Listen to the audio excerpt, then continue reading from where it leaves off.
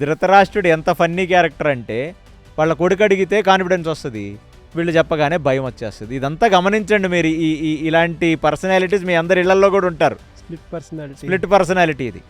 Immediately Gandhari వైపు చూశాడు.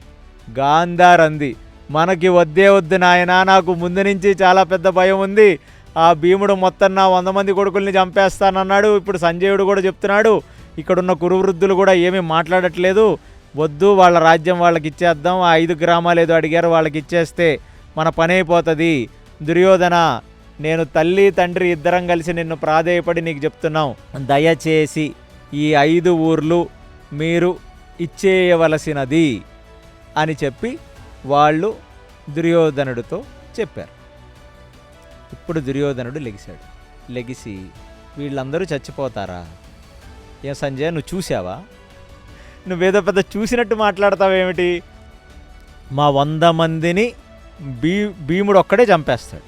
మేము చేతులకి గాజులు తొడుక్కున్నాం. ఇదేనా నువ్వు మాట్లాడే మాటలు?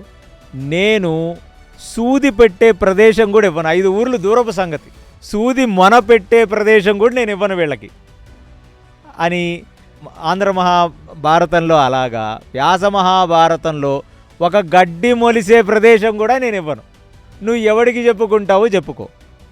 ఏమిటి భయపెట్టా మీరు తీసుకునేది? వాళ్ళ వైపు ధర్మం ఉంటే ఎవడికి గొప్ప?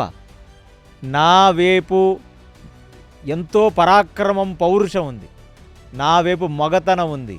మేము ఎంతమంది వచ్చినా వాళ్ళని మేము ఓడించగలం.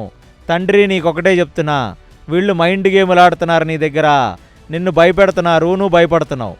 దయచేసి ఈ దుర్యోధనుడిని నమ్ము, నా మిత్రుడైన కర్ణుడిని నమ్ము, మా వెనకాల ఉన్న దుశ్శాసనుణ్ణి, మన 99 మంది కౌరవుల్ని నమ్ము, మన ఇంటి బావగారైన సైంధవుణ్ణి నమ్ము. నువ్వు రుద్రానుగ్రహంతో వచ్చాడిప్పుడు, మామూలుగా లేడు.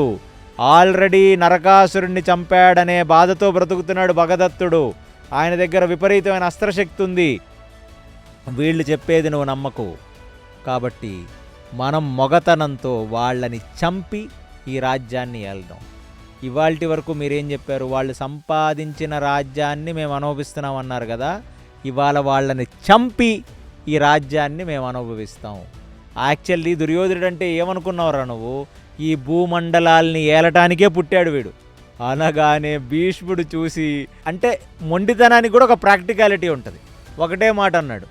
ఏమన్నాడంటే, మేకపోతు గాంభీర్యం అయ్యా నీ కొడుకుది. ఈ పొట్టేలు కూడా వెళ్ళి అలాగే కొండను గుద్దుకుంటుంది. గుద్దుకున్న తర్వాత దాని తల పగిలి అది చచ్చిపోద్ది.